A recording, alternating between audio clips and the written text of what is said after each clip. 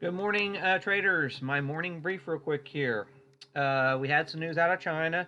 Had mixed numbers on their CPI, consumer or CSI, I think, Consumer Sentiment Index. So basically, the housing industry was weak, and the housing and employment were weak numbers, and then the industrial sector was doing fairly well out of China last night. So that was initially China stocks are pretty well down this morning. As far as U.S. markets go, we're right here at all-time highs. This here is President's Day. Uh, this was the inventory from the overnight. This is all after hours action right here. So we are in going to be opening near right back into those all-time highs on the cash session. We've done it once before there Thursday, so we're going to be opening up here again. This is a tested high for SPY. So, this is a double top formation. Double topped here. So we could be getting a breakout here today. I don't know. So basically, what we're having here this morning on SPY in that regards. And basically, I looked at the option action here. 1 second here, and we'll bring paint up. And here we go. And today on our SPY. So basically, the 315 here on SPY, very critical. And let me make sure that was right here. 1 second here. No, the 395. That's right. Okay. Max Payne for SPY would be 385 today. Um, so basically on the call side, there's a lot of open interest at 395, which we're above that right here right now. And then there's a lot of open interest around 400. So I could see them trying to keep SPY under 400 or under 395 today. As far as an option maker standpoint, they want prices under 395, but we'll see what happens. Basically, the ideal situation would be pinning price between 395 and 385 for option riders today. That worked. That strategy worked Friday. I don't know if that'll work today. I mean, look at this. Markets are just on a tear this morning so far. So just keep that on watch as far as today goes. Okay, as far as our tech goes, normally if it wasn't enough for stimulus, we would be in a down cycle for our tech for the next 2 weeks. So I do want to keep that floating in the back of your mind. We are below the 200-day moving average on our 4 hour, but if you go down to the lower time frames, and it typically market pair themselves from the bottom up, we are above our 200 SMA on our 1 hour chart. So just keep that in mind, what's going on here. Like I said, bottom up charts repair the markets to the upside. But like I said, if it not for the stimulus, we would probably be in a down cycle.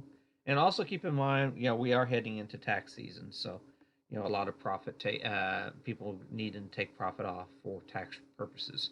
So that's for the markets in general. Not saying that's going to happen, but these red lines represent all untested pre-market highs.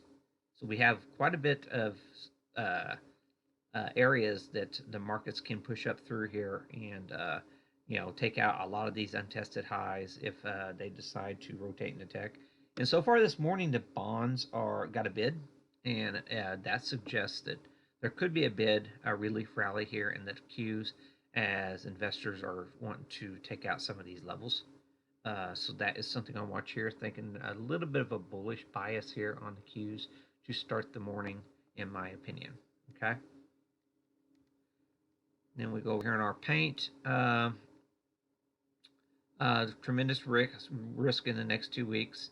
If they can hold it above 315 today, remember these expirations on Qs are all the way out to Friday, so it's not nearly as important on these open interests. But the Max Payne starting this week was a price below 315 on the Qs. Okay, so basically this is all insurance down here. Big hedge funds and stuff had placed big bearish bets, all this red stuff your puts, and that's hedges. And anything up here, this is speculation to the upside. People, option writers, selling covered calls and stuff like that. That's what this huge open interest is up here. So that just gives you some idea. We're kind of right here on the cues. We're right in here where the insurances can potentially kick in, and we're right on that bull bear cross, in my opinion, here on tech, and to what typically should have been a very couple weeks here, or a very difficult couple weeks on tech, and so it does look like to me like tech might be repairing itself early here, and a lot of this insurance and stuff will not be exercised.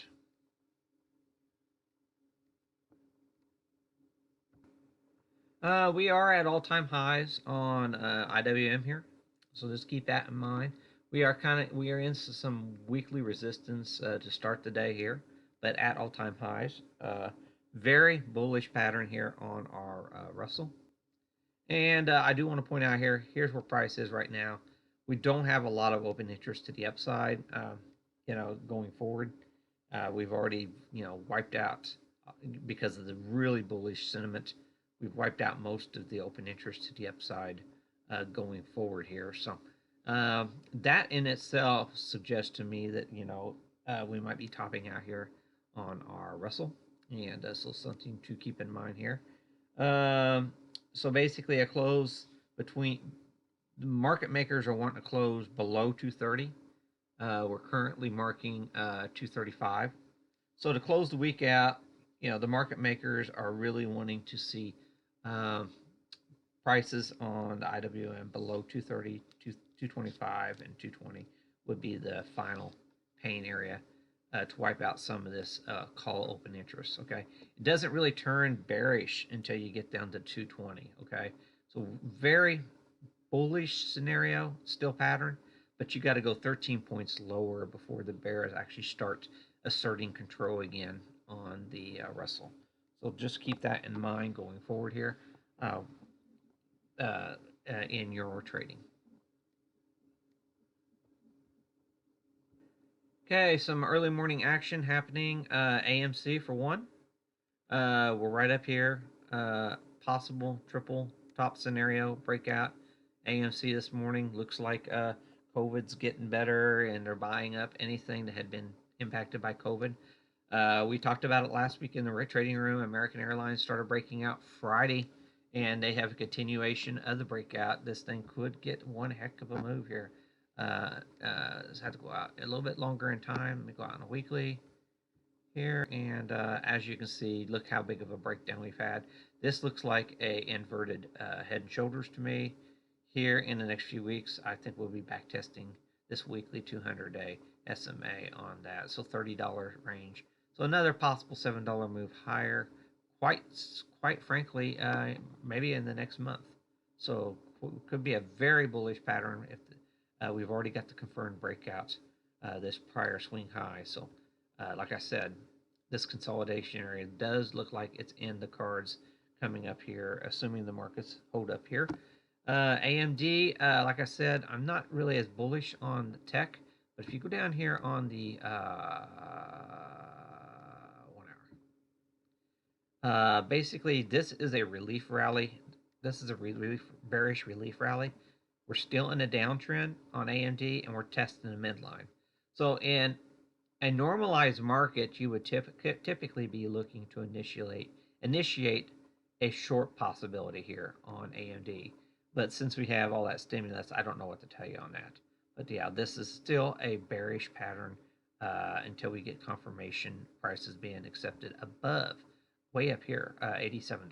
So, the trend doesn't even change until you can start accepting prices above 87. So, just keep that in mind. It does look like we might be coming back into this trade. This is a blow off bottom. So this be an inverted head and shoulders. So keep that in mind.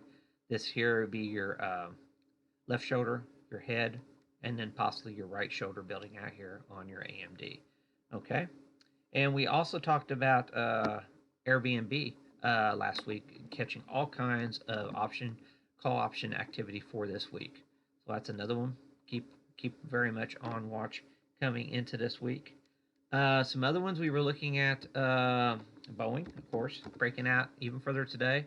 Uh, Continuing almost a $5 move since Friday from Friday's close. I had mentioned to everybody in the room, uh, this here is a potential massive upswing potential here for Boeing if the markets continue to catch a bid. Uh, my next target would be the 290 area. You got your weekly 200-day moving average. Could very easily get that this week. So basically, it does look like that is a very significant possibility here. We are above the 78.6 based on my fibs, uh, and could be a very quick move here. And keep in mind your expected market maker moves that actually we're really close to that 200-day moving average for the week. So definitely something to keep on watch here. I did point out to some people in the trading room, if you go out in your daily webs, well, I have to use webs. 1 second here, and I'll show you. Okay, what I was mentioning to people in the trading room, they were asking me about Boeing here and taking it to the long side here. So we're right here trying to break out. Look at this. Absolute total, this is the area where just there is very little volume profile. It can be an explosive move. We're just starting it right here. I'm not saying that's going to happen, but what? Look, if you didn't use market webs and volume profile, most people would not realize what's going on here. Um, so basically, this area up here is, in my opinion, an island. Okay, we have an island in itself because of between the 747 Max and then COVID. It just absolutely imploded after COVID finally hit. So we're entering this phase right here. Okay, so okay guys, this is a very and this is a phase where it broke down. Okay, and we're just entering that phase right now. Are we coming back up here? I don't know. I mean, I really don't. I mean, probably are. I mean, the markets are telling us that we've got massive stimulus and stuff. So, from what the markets are telling us, yes, we are. And if that's the case, this could be an explosive move in the next 2 weeks. I was telling the people last week, I was a little bit more bullish on a weekly basis, but I think in the next 2 weeks, we have the potential of seeing 350 a share for Boeing. So I just want to float that idea out there. What's going on here with Boeing? Other things, seeing call action into the end of day Friday. General Motors continuing to pop up here. Lots of call flow in General Motors. Ford, not really doing much so far this morning, but that one saw some call action Friday. We also saw, like I said, American Airlines.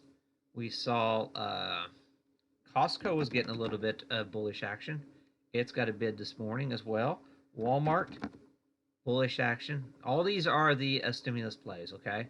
So we had some Best Buy, okay? Not really showing much of action this morning. My favorite was Home Depot. I really liked the bullish action. Not really seeing much participation this morning. That's another one. This one here is an inverted head and shoulders potential breakout back to all-time highs, in my opinion. And then another one I called out in real time for the Caterpillar all-time high breakout Friday. Okay, so we called that out in real time Friday, the all-time high breakout in Caterpillar, which continues to be gapping up strong here this morning in the morning session. Okay, so that's this some of the stuff we saw alerting Friday, and this is an inverted head and shoulders breakout. You do your measured move and stuff, you're looking about 250 a share, 250 a share potential here for a Caterpillar in the next week or so. So I do want to point that out going forward into today's session.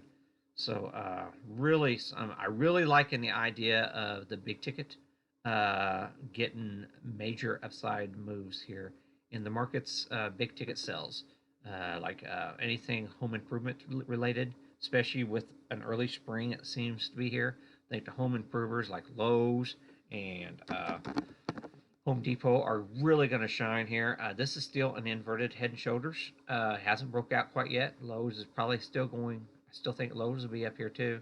It's just a late bloomer here to the party, it looks like. And I was also calling Whirlpool Restoration Hardware as well. World WHR, I think. Yeah, there you go. Whirlpool, okay. Restoration Hardware, I think that's going to be really good too. So some of the home improvement names, in my opinion, to be watching going forward here. Okay, like the video if you like it, please. Retweet it on Twitter if you get a chance. I'm at Gumby9662C. Please follow me if you're not. And, leave comments below if you're seeing stuff that I'm not seeing. Like I said, the bonds haven't bid this morning. So, we have to lean to think that there's going to be a little relief rally in the technology space. Oh, I wanted to stop with Apple. If tech is going to run, they're going to use Apple to do that. And, okay, let me 1 second here, and I'll show you what I'm seeing here. Okay, my final thing here is Apple. I want to talk about this. I still would like to see Apple do the 200-day moving average touch. And I think over the next 2 weeks, there's a chance to do that still. We got a bid in bonds. Maybe that all rolls over by the afternoon or intraday today. But if they do get a relief rally in tech today, some things I was looking at here, we still haven't touched this 200-day moving average. So that's the bearish case. The shorter term time frames on the Qs do seem to be turning bullish. So we may not be getting this for some time.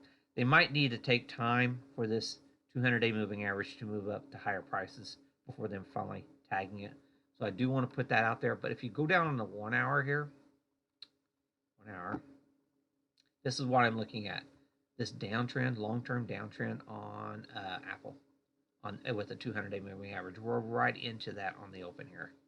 So I do want to point that out, and we are above the midline on the downtrend as well. So there's two potential bullish scenarios for a rally in Apple going into today's session. So I do want to, and that they will use Apple to push tech. So I do want to float that idea out there going into today's session. Okay, thanks a lot. And like I said, I will see you in the trading room. If anybody wants to get in the trading room, just leave me a message. Thanks a lot.